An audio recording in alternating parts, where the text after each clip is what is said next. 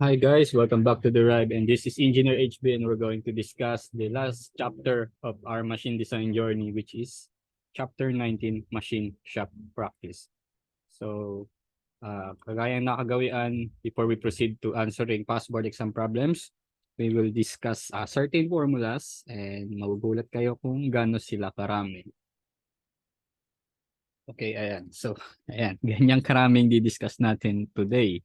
So, meron lang tayong dalawang formulas and it's all about time. So, kapag usapang machine shop practice sa board exam, so isa lang hinahanap niyan. So, yun ang oras or time. So, we have this first formula. Time is equivalent to the length of cut. Sabihin natin ang length of cut na ito ay nasa inches and ang ating denominator is strokes per minute multiplied by feet per stroke. So, basically, strokes will be cancelled. So, matitira is speed per minute. Karaniwan, the speed per stroke is represented by inches per stroke. So, matik yung inches maka-cancel dito at ang matitira sa ilalim ay minutes. So, mapupunta yan sa taas. So, ang ating unit for this time is minutes. Or syempre, depende pa rin sa choices. Pero karaniwan, ng mga tanong sa board, sa past board, ang time is in minutes sa choices. So, syempre kung seconds, just convert it. Kung hour, just convert it. So we have the second formula for time, and that is equivalent to the length of cut over cutting speed multiplied by the number of feet per inch multiplied by feet per tooth. So length of cut natin, sample is in inches uli, and our cutting speed. So ang maka-cancel dito sa ilalim ay matic, this the number of feet.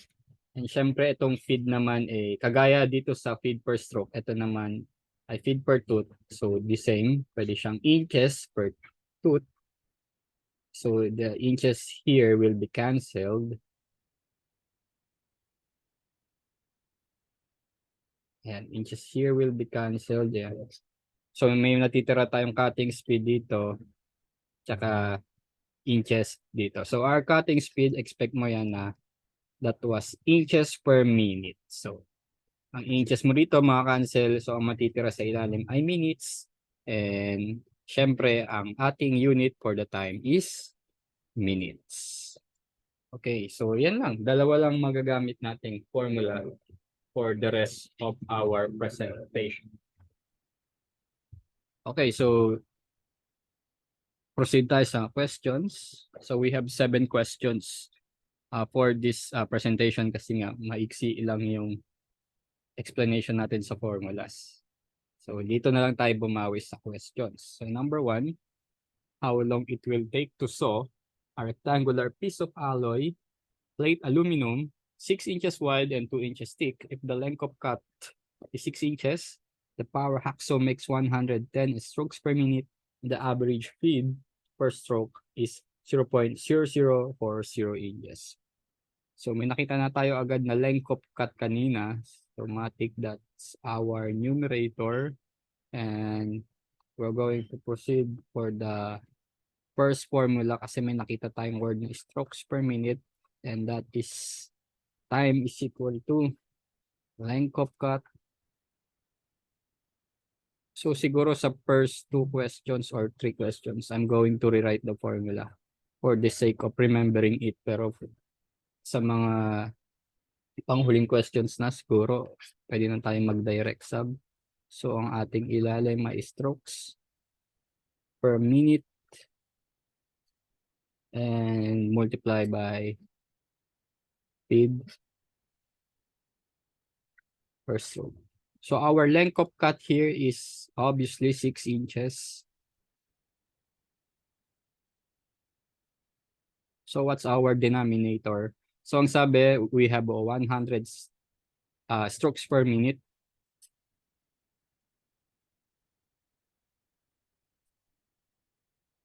And that will be multiplied to feet per stroke. So sabi, the average feet per stroke is 0.0040 inches. Pwede mo rin siyang sabing inches per stroke. And that will do it. So inches is canceled. Strokes is canceled here. So ang matitira, minutes sa ilalim na mapupunta sa taas. So expect that our answer is in minutes. At sakto naman ang choices is in minutes then. So 6/110 times 0.040 sa ilalim. And our time is 13.636 minutes or 13.64 minutes. Okay? So, meron ba tayong answer sa choices? So, obviously, the answer is letter D. 13.63 minutes. Okay, so proceed tayo for the second question. What would be the sewing time if a bandsaw with 200 feet per minute cutting speed is used? 14 feet per inch, 0.0003 inches feet per tooth, and a length of cut is 6 inches. So guys, please be careful dito sa maraming decimal.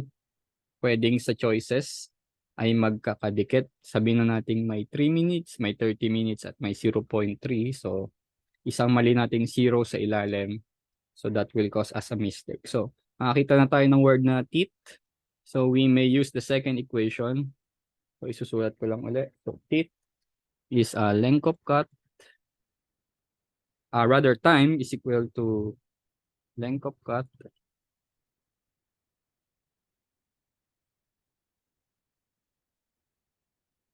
divided by cutting speed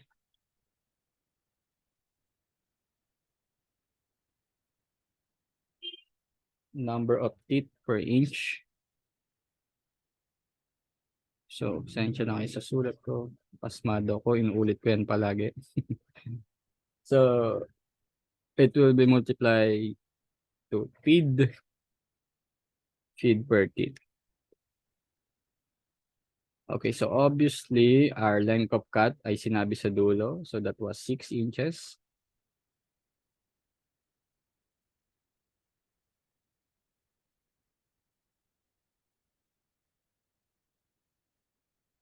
So, all over, our cutting speed is obviously this 200 feet per minute.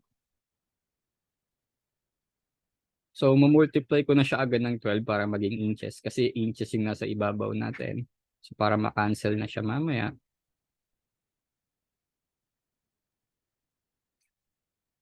Multiplied by the number of teeth per inch. So, obviously, we have this 14 here. So, 14 teeth per inch multiplied by feed per teeth. So, obviously, this is our feed per tooth. So, that was 0.303.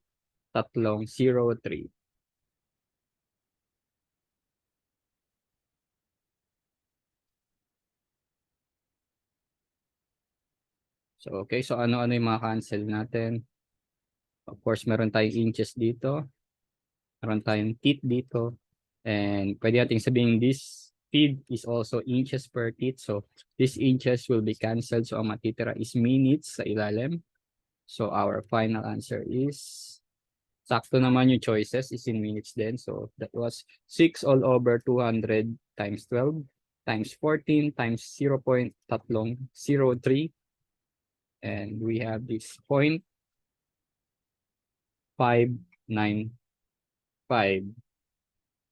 minutes. Okay, so our final answer is 0.595 minutes. So the closest answer is, of course, 0.6 minutes. So 0.595 is rounded off to 0.6 minutes. And as I said earlier, please be careful sa mga tatlong zero na ito. Kasi halimbawa mang dalawa lang ang nalagay mo dyan, maaring itong time na to is maging 5.95. So, buti na lang 5.59 yung A. Kung hindi, siya ang pipiliin mo. Kung nagkataong 5.95 sila A. So, please be careful sa ating mga decimals. Okay, so proceed tayo sa third question. So, si third question ay Teka. Yeah. How long to drill a hole of 5 inches thick? The conical height of the drill is 1/2 inches. Speed is 0.001 inches per rev. And the speed of the drill is 100 RPM. So I will no longer write the formula because it will take us a longer time. So lagi namang nasa numerator is the length of cut. So our length of cut here is syempre 5 inches. Kasi ang sabi how long to drill. So ito naman drill hindi cut. So gaano daw katagal magbutas ng butas na 5 inches ang kapal. So that was our length of cut or our drill. So that was 5 inches. And kapag may times na nalito ka sa machine shop practices problem sa board exam, basta maubos mo lang yung units or just using unit analysis, multiply, divide dito doon at mapalabas mo yung answer, then yun na yun. Okay, so please be careful lang talaga sa mga decimals. So our length of drill is 5 inches here. And our rate is 100 RPM or 100 revolutions per minute. Since this is a drill, so that was a revolution. And it will be multiplied to, ito na lang naman yung natitirang choices. So that was 0.001 inches per revolution. So inches is cancelled, revolution is cancelled. So minutes ang matitira sa ilalim. But the answer is in seconds. So we're going to convert that answer to seconds later. So that was 5/100 times 0.01. Our answer is 50 minutes. And we all know that in 1 minute, we have 60 seconds. So that was 3,000 seconds. So ganun lang. So direct sub kung tutuusin. So the answer is obviously letter A, 3,000 seconds. Okay, so we're on the halfway mark of our answering passboard problems. So number 4, calculate the time in seconds of a 12 centimeter wood by using a handsaw with a cutting rate of 0.008 millimeters per revolution and speed of 200 RPM. So obviously, it's almost the same approach with the number 3. So unang-una, time is equivalent to, so maglagay na tayo ng do it dito. Our numerator is of course the length of cut or length of drill. So sabi calculate the time in seconds of a 12 centimeter wood. So basically this is the 12 centimeter that is the length of cut. So that is 12 cm. And obviously the given is in millimeter here. So convert na natin siya is in millimeter. So there is 10 millimeter in 1 cm. So ayan, naka-mm na siya sa taas. And we have these 200 revolutions per minute. And of course, we have this 0.008 millimeters per revolution. So mm is cancelled here. Revolution is cancelled here. Ang matitira is minutes sa ilalim. Mapupunta yan sa taas. So obviously the choices is in seconds kasi malalaki yung value. So our time is 12 times 10 divided by 200 times 0.008. Okay, so the answer is 75 minutes. Again, there is 60 seconds in every minute. So that was 75 times 60. The answer is 4,500 seconds. Okay, so that was letter A. So number 5, how long will it take to mill a 3/4 inches by 2 inches long keyway in 3 inches diameter shafting with a 24-tooth cutter turning at 100 RPM and 0.005 inch feet per tooth. So we're going to use the second equation of time kasi nakita na tayo agad ng word na tooth. So i-direct sub na natin dito at wag na natin isulat ulit yon formula kasi mahaba. So again, the numerator is the length of cut. So ano ba ang length of cut natin dito? So at how long it will take to mill a 3/4 inches by 2 inches long. Okay, so basically our length of cut is 2 inches kasi sabi 2 inches long keyway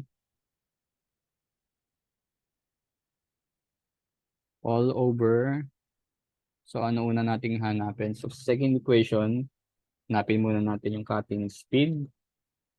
So our cutting speed here is 100 revolutions per minute. 100 revolutions per minute. And ang ating number of teeth per inch. So pwede natin sabihin, ito yon. So 24 tooth. So that was 24 teeth per pwede natin sabihin per revolution para ma-cancel si revolutions dito. And multiplied by the feed per teeth. So ating feed per teeth ay 0.005 inches. Okay, so that was feed per teeth. Ayan, dito na tayo sa cancellation. So obviously, teeth will be cancelled. Revolutions will be cancelled. And kagaya nga sinabi ko kanina, this feed per teeth can be written also in inches per teeth. So inches here will be cancelled. Ang matitira ay minutes sa ilalim. And sakto ang ating mga choices is in minutes. So that was 2 over 100 times 24 times 0.005. And we have this 0.167 minutes. Okay, do we have an answer? So, yeah, obviously the answer is letter C. Okay, so we down for the last two questions. So number 6, determine the average time to cut by oxyacetylene. Crosswise, a 4 feet by 8 feet by 4 inches steel plate. Cutting speed is 9 inches per minute. So this is an direct sub kung tutuusin pero maraming nalilita dito because of the designations of a sample size here which is the 4 feet by 8 feet by 4 inch steel plate. Okay, so paano nga ba ang approach natin dito? So kapag sinabing 4 feet by 8 feet by 4 inches, so this is a size of a steel plate. So basically, this is a rectangle.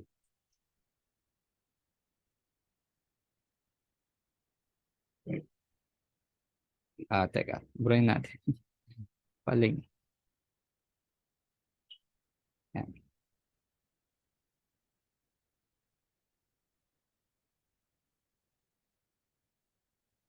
Okay. So this is a rectangle. So kapag sinabing 4 feet by 8 feet by 4 inches, so this is length times width times height. So si height, ibig sabihin yan, yung thickness. So drawing natin siya in 3D. Parang ganda ang drawing, no? Mga 3D. So, medyo nipisan natin. So this is the height or the thickness. So that was the 4 inches. And syempre si width, siya yung kapal. No, dito. Or the width, hindi siya yung kapal. Siya yung width, of course. And this is our length. So ganyan ang drawing sa pag-approach ng ganitong problem. So basically, our length here is 4 feet and our width here is 8 feet. And the question is determine the average time to cut by oxyacetylene crosswise. So, pag sinabing crosswise, ganyan. Ayan. So, ganyan ang crosswise. So, meaning ang bida rito is our length. So, meaning our length of cut here is 4 feet times 12 na natin para maging inches. So, all over, ang sabi, we have this 9 inches per minute na cutting rate. So, if this is inches, this will be canceled. May matitira tayong minute sa ilalim. Sabi ko sa inyo, madali lang ito. Talagang, kailangan mo lang malaman ano yung kukunin mo sa mga sizes. Lalo na, dalawa lang naman pagpipilian dyan kasi hindi naman damay dyan yung kapal, which is the height. So, it's either the 4 and the 8. Ang problema, it is both divisible by 2. Lalo na kung sa choices, halimbawa, sagot 10 minutes, tapos mayroon ding 5 minutes. So, isang mali mo lang doon. Yan, isang mali mo ng pili, maaring mapunta ka sa maling sagot. So that will be 4 times 12 is 48 divided by 9. So the answer is 5.33 minutes. Yeah. So 5.33 minutes obviously is letter B. So buti na lang walang 10.66 kasi kung pinili mo si 8 sa 10.66 ka mapupunta. Okay. So last question tayo. So it is almost the same as the number 6. Compute the manual cutting time in minutes of a steel plate 4 feet by 8 feet by 2.5 cm with a hand cutting speed of 3.8 to 4 millimeters per second cutting lengthwise. Okay, so again, our 4 feet by 8 feet by 2.5 cm is our length times width times height. Okay, so for ito siya bale.